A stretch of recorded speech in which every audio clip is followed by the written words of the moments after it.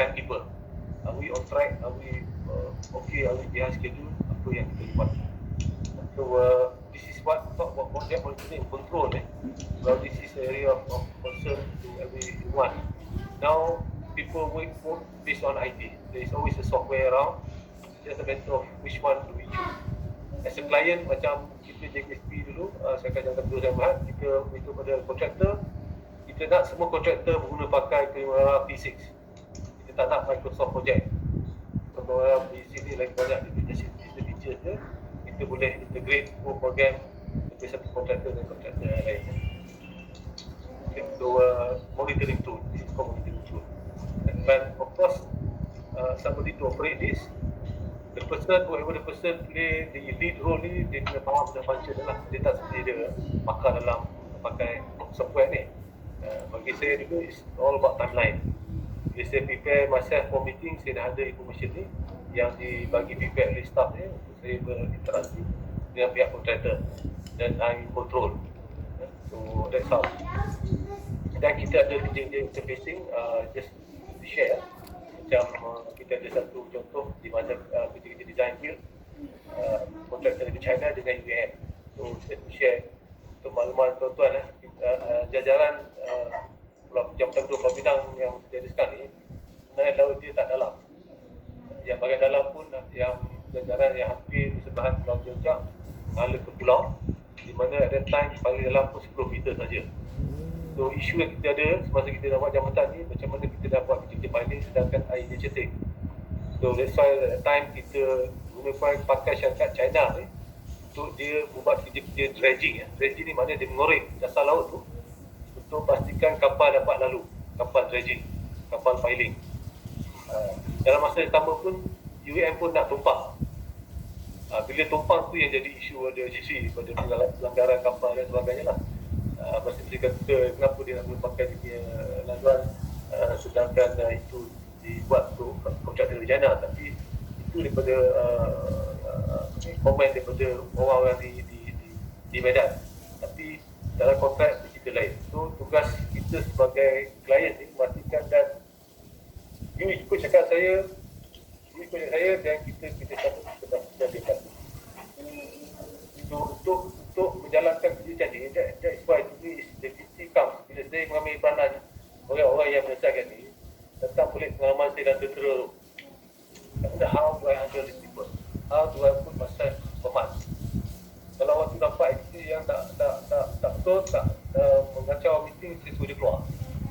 So this kind of character kadang kita tak boleh terima. But the point here is that bila kita berusaha dengan pihak-pihak, banyak pihak yang masuk si kontraktor akan kontrak di dia. So dia tak boleh terima selagi ada orang menggunakan peranan sebagai orang tengah. That is the challenge. This is what I said reality. Jadi nak guna kita tinggal lama sebagai pegawai sosial umpamanya untuk bawa leadership politik kita dalam isu-isu yang macam ini lah. So this is dredging kan. Jadi alignment ni daripada mainland ke British. Bayangkan kalau gambar secara imej pun kelabu ni agak terang menunjukkan yang dalam kedalaman airnya agak cetek. So masa construction itu kalaulah katalah teluknya keras, kalau air pasang pun dia tak melepasi dagu kita, boleh berdiri sebenarnya. So macam mana kita nak pilot kalau kapal tak boleh masuk? Sebab itu kita nak korek laluan ni supaya kapal boleh buat kita pilot. Yang bersama UAM pun tak tumpang, UAM pun tak boleh masuk sendiri. Di sini saya tunjukkan kalau kita lalu kalau orang boleh faham dan ada yang paling cantik kita nampak is that kerja sekarang banyak sama ada kerja LRT ataupun highway di KL ni gunakan segmental box girder SPG ya. Sama juga di Jambatan Pulau Pinang kita gunakan SPG. Tuan-tuan pun tengok video tadi. Dan untuk pasang SPG ni kita ada 4 biji mesin di tengah laut. So bayangkan macam mana kita nak organize kerja supaya SPG ni nanti bersambung. So kita gambar ni basically menunjukkan dan ada perancangan untuk kita lakukan benda. So that is the challenge lah. Okay, on design management, of course kita ada department yang lihat pada ni. Kita ikut proses kerajaan sebelum buat apa-apa kita kena tembak balik apa keperluan kerajaan. Kerajaan ni dia akan di-advise oleh pihak JKR ke Technical Committee Pertukan. Spesifik berikut perlu ada dalam jabatan yang tadi. Kita kumpul maklumat tu dan di situ kita gunakan untuk preparation untuk design brief. Dan di situ nanti kontraktor akan pergi kepada detail. So ada proses yang terlibat di sini. This is design build contract yang saya maksudkan tadi. Design build contract ni lebih kurang macam turnkey project di mana harga telah ditetapkan dan kontraktor perlu memastikan projek itu siap ikut masa dengan harga yang diberi. So untuk projek jawatan Johor Pulau Pinang ni kita ada package pertama di bawah Company China, kita ada package kedua di bawah UAM Builders. Company China melibatkan kerja piling dasar laut, mana tiang jambatan sampai ke tiang jambatan, manakala UAM untuk kerja pelancaran betul box girder. So projek nilai untuk company dari China 2.2 bilion, so UAM 1.5 bilion. Dan yang bantu kita dari segi pelaksanaan, kita ada konsultan. Tentu akan tengok ramai konsultan yang terlibat. Independent tu maknanya dia orang report pada jabatan kedua. So pihak kontraktor pun ada konsultan, tapi kita ada konsultan kita lagi untuk cost check kerja-kerja dia. Ini keperluan daripada kerajaan. And so this is talking about detail dari segi konsep pelaksanaan kerja dia. Kontrak is tender biasa, kontrak biasa yang selalu diamalkan di negara kita. Kita ada beberapa package. Ada package ni daripada package sini kepada kontraktor tempatan, dan sebelum kontraktor masuk bekerja ada designer akan pihak konsultan akan come out dengan detail yang betul. So di sini saja kita membelanjakan hampir 750 juta untuk projek ni.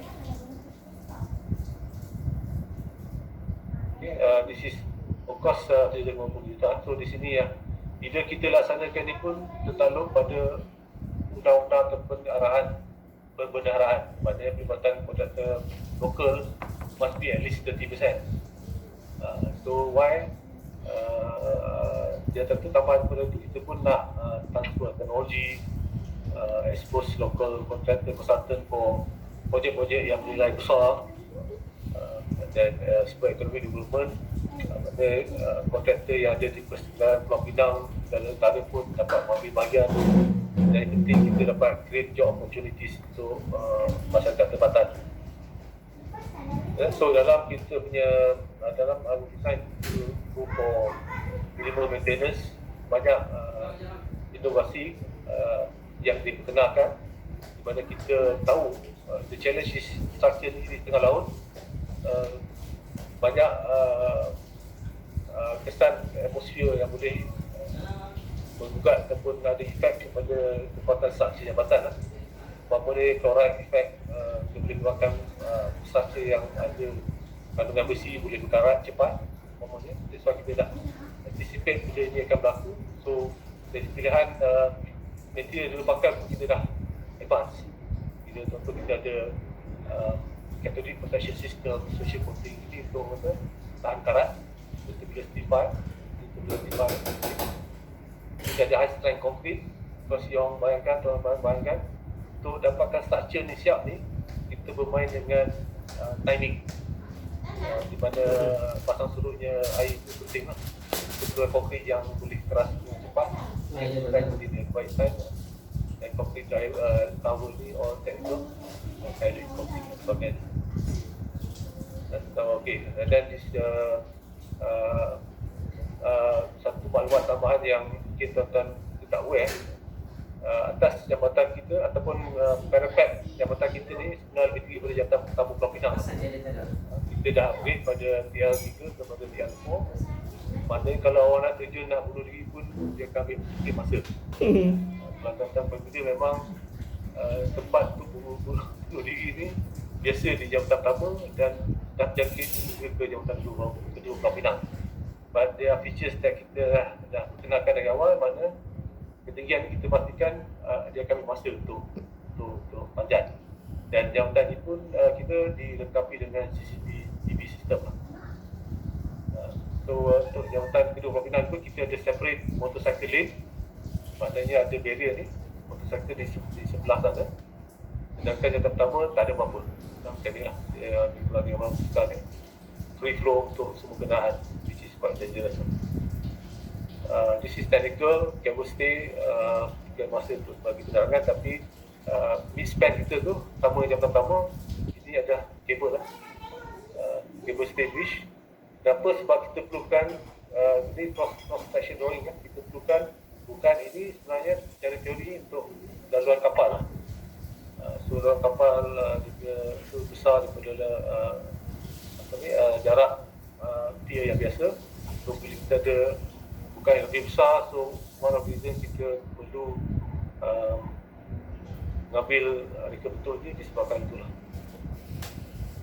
Satu lagi pencapaian kita dalam projek is that kita memperkenalkan produk lokal, high damping rubber bearing ni, maknanya batang getah asli di negara Malaysia, untuk menggantikan bearing biasa, mechanical bearing yang kalau tuan-tuan perhatikan, kalau tuan-tuan structure ala Prima ni, dia ada satu bearing, dia punya mechanical, kita punya dia bertanduk pemenang dibuat daripada getah asli. Tujuan kenapa? Sebab kita ambil kira kalau berlaku gegaran gempa bumi, dia boleh absorb gegaran tu dan membantu dari segi ketahanan structure kita lah. So kita dah advance teori ni ataupun aplikasi ni dah digunakan pakai banyak di contoh negara Jepun, Korea, di mana dia guna pakai getah untuk ganti mechanical. Dan jawatan ni di kabel, jawatan ni di mana kita ada kabel ni, kita ada macam-macam sensor, gegaran, kelajuan, angin, semua maklumat kita sampai untuk dari segi untuk maklumat ke publik supaya siapa yang menggunakan jawatan ni adalah selamat dan boleh gantunglah dari segi kelancaran jabatan. Setakat ni okey kan saya ni? Okay. Boleh ya? Boleh. Just a quick one on ni. So, boleh saya tanya sikit tu? Yeah. So, my concern is when you talk about the gegaran means is natural threat. Betul kan? Yeah.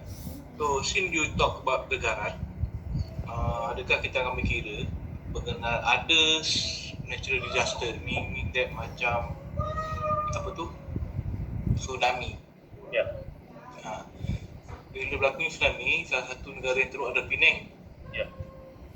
Adakah itu mesti diambil kira tu? Ya. Memang kita dalam kalau you tengok gambar ni on the census ni, kalau berlaku tsunami, point of start dekat anywhere in Sumatera or Aceh area tu, kita boleh measure timing wave tu, tsunami tu bahkan ombak tu, dan berapa akan sampai ke jambatan. Oh, okey. Kita dapat tu. Maksudnya kita dah clearkan kita punya pengguna jalan raya tu masa yang ditetapkan lah. Ya. So this is the feature yang tambahan yang kita ada. Kita at least kita ada infrastruktur satu di dalam negara yang boleh advise the nation kalau berlakunya earthquake yang boleh buatkan tsunami, especially for yang area seismic belt belah Indonesia ni, kita boleh tahu dan kita boleh buat preparation macam mana dan sebagainya lah. Dan in fact semasa kita buat construction dulu tu memang ada berlaku, of course tsunami tu tak berlaku di sini lah, but gegaran tu kita rasa, so that time sistem tak dipakai lagi, kita dah make the necessary preparation, and then kita jadikan situasi itu satu enactment dalam video National Geographic. Satu lagi saya boleh share. Projek ni memang ada video diterima oleh National Geographic, di mana National Geographic dia akan terima video yang berbentuk challenges, ada challenges. Kalau video biasa dia tak berminat. Kalau you tengok video National Geographic, banyak dia promote dalam keadaan di mana situasi yang detail, apa yang berlaku dan apa yang dibuat lah. So kadang dilakukan semula dan kita mikir kita lakukan semula. Bila berlaku gegaran tu, the whole, every workers kita akan site semua berkumpul di stadium Batu Lawan. Seperti macam lah. That's why kita rasa that's the case that kita letak sensor di dalam hutan ni. Kalau tak apa-apa dan kita akan advise dan beritahu, especially Pulau Pinang dan Melayu, mesti akan tahu. Okay, Tok. Okay, thanks. Okay, so a lot of kita cakap tadi pasal this is highway, area ni memang kita dah highway tu, standard kita tinggi.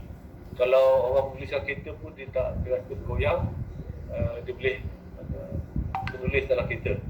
Maknanya kalau tuan-tuan tengok line expressway ni, bila kita buat compaction tanah ni pun memang kita compact 100% supaya permukaannya keras.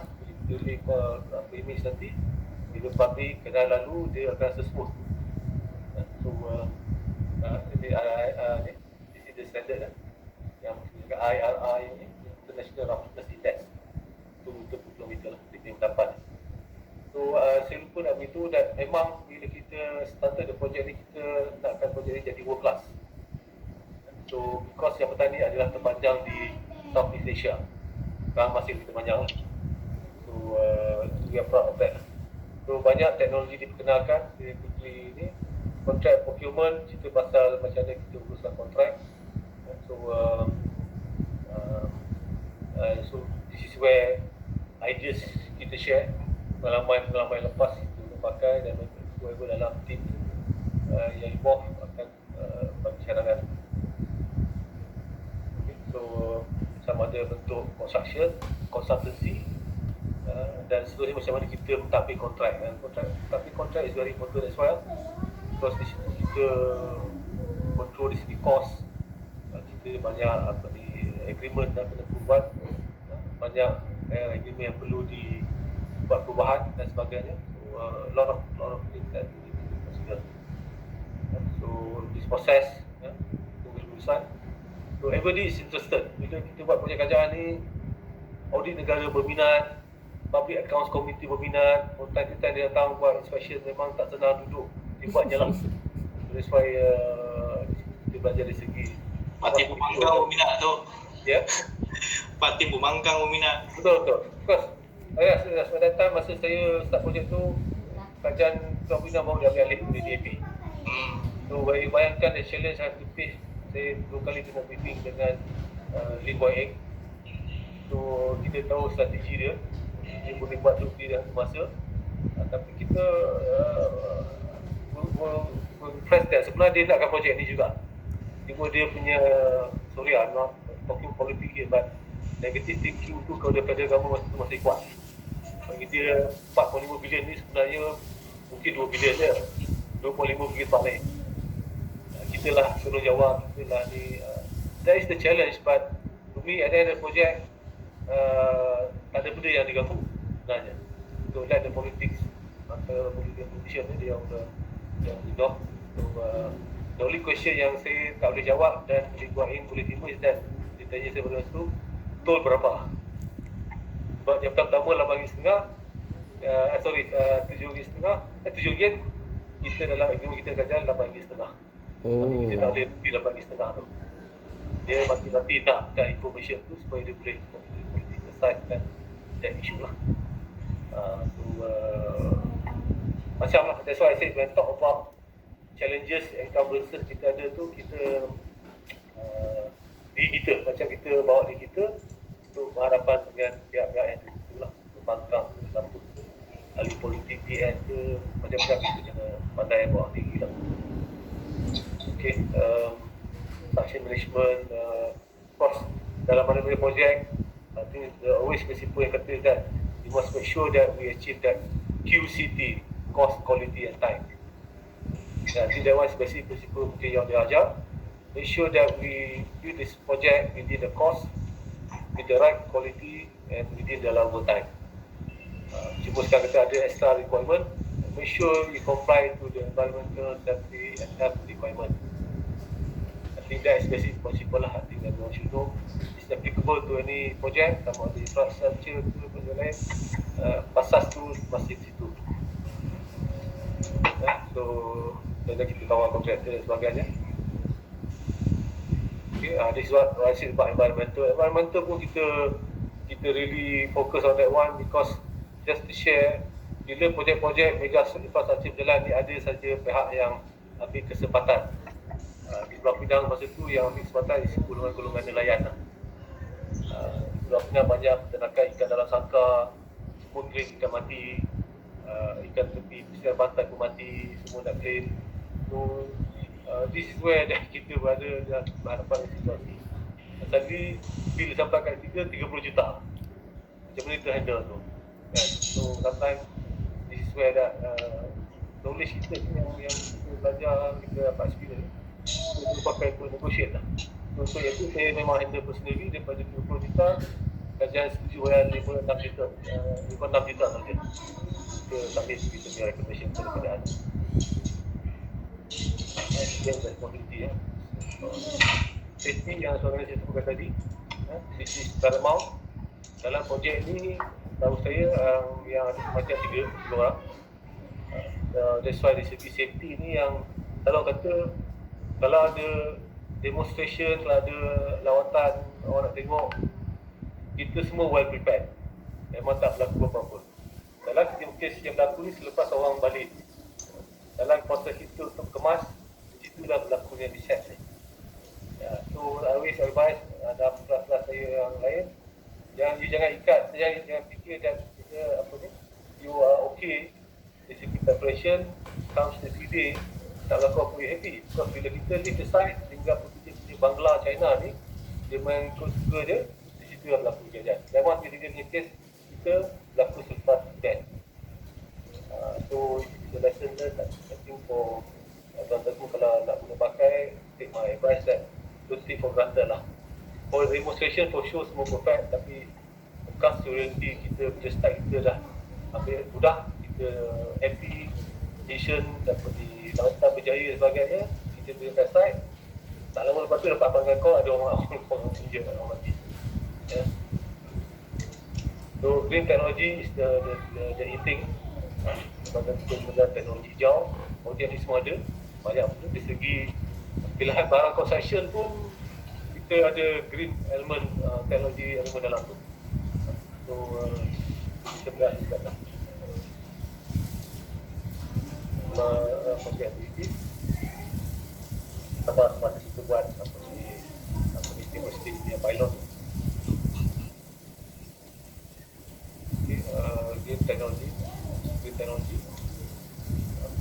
So macam teori dia, dia dah this project ada semua. So kita ada kita ada.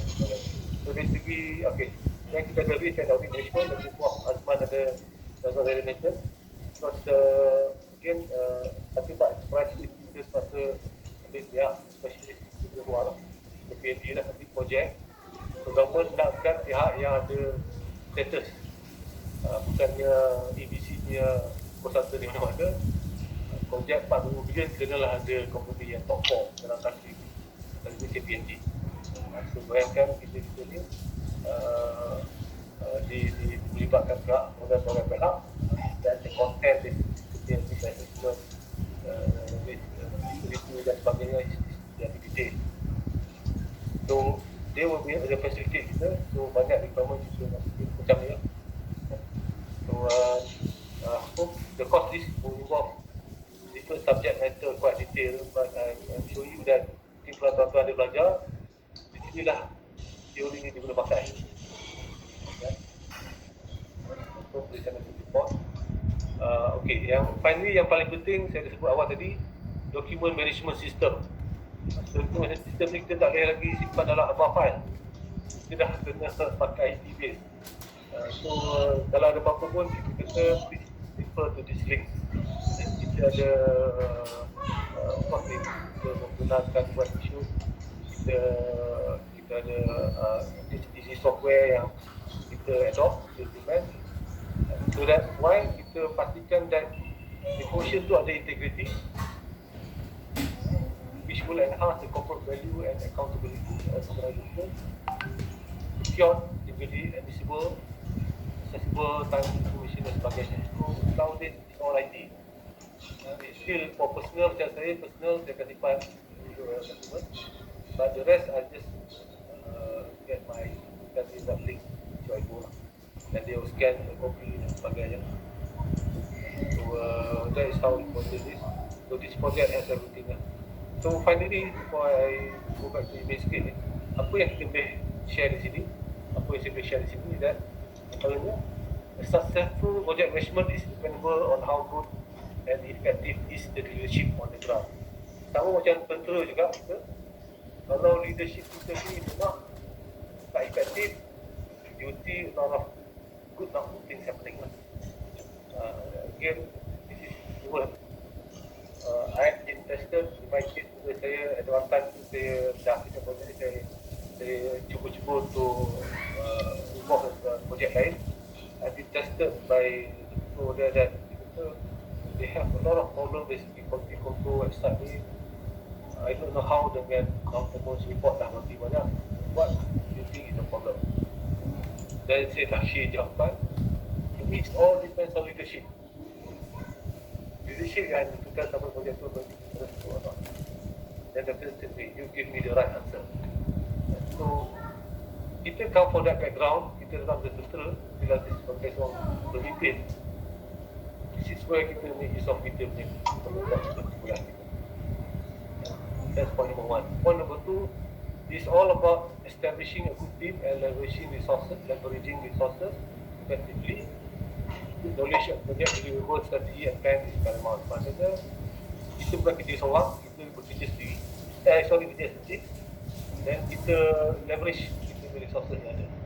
So what I mean to say is that it depends on, they call it the point of entry. When contohnya for people like me, when I join the project at the lower level, so I don't expect people to expect me buat kerja project saya sendiri kerja.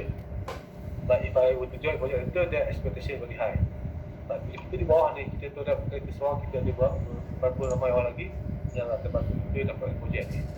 Tapi untuk sebagai seorang individu dan tuan-tuan dalam usaha ni, you sepatutnya tahu how the whole process work. How will it get around? Later on when you are part of the team, what is the specific role yang you akan bawa? So always remember that this team. 103, I think this is sampai sekarang saya, this one I carry masa saya zaman tentera dulu. It will be one of the courses in war. Management function ni, terus di sini kena sentiasa ada dengan kita.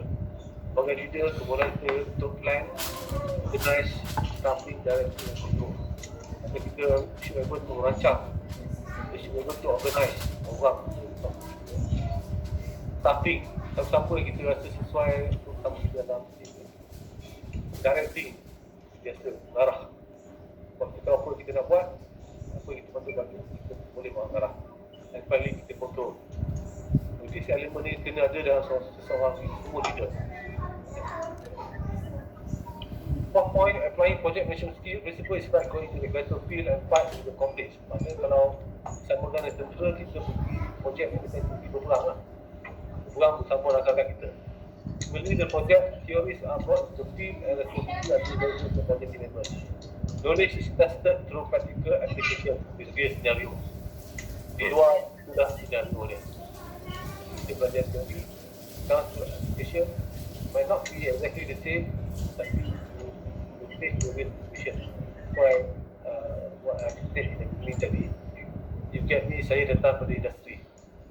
Similarly, saya juga pernah sebagai orang yang belajar, tapi comes to industry, dia cerita macam ni lah. Dia relate dengan knowledge experience.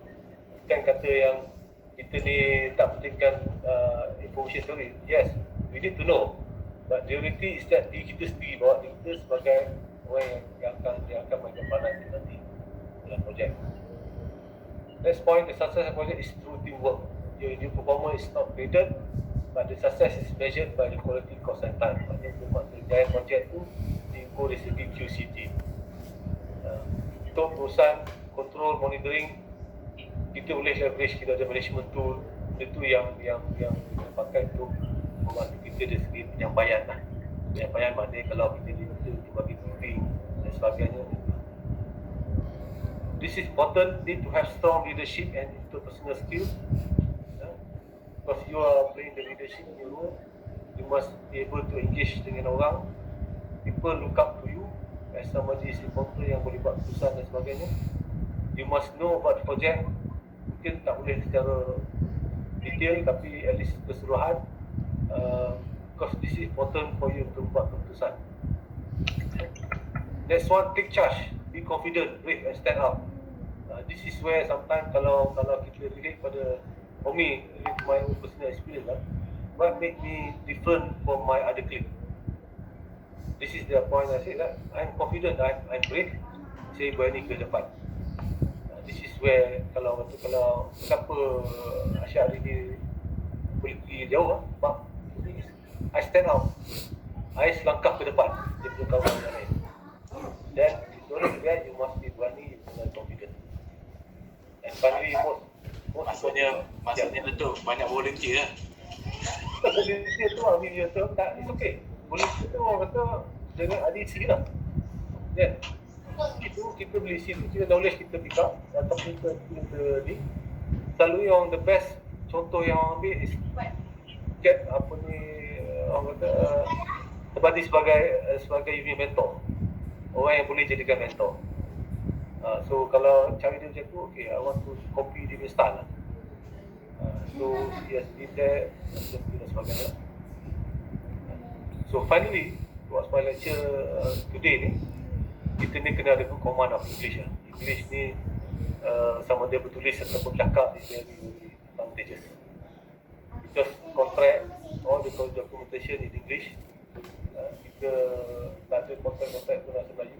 Jadi mukadimah dan surat cover letter je, dan kontrak is all in English.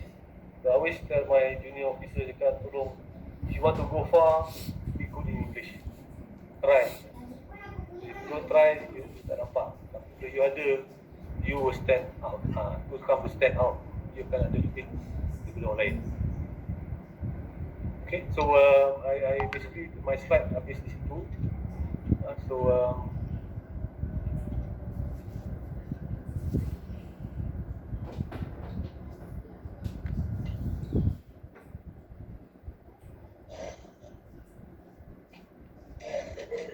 Okay, kita berbalik ke tamu kita balik ya. Lebih sikit 1 jam lah. So what I've tried to do just now is just knowledge sharing. Knowledge sharing maknanya I tak seperti betul apa yang Prof. Azman ajar mungkin betul dari segi teori. But it comes to reality is the challenge. Challenge tu is kita saja yang tahu. Sebenarnya apa ni, kalau ditanya saya sekarang Prof, I can have all the academic qualification that I may have. But when it comes to real life, people will see that, okay, you ada title, you ada dulu ni. Then thank you very much, I letak ke tepi. Then I want to see you sekarang ni.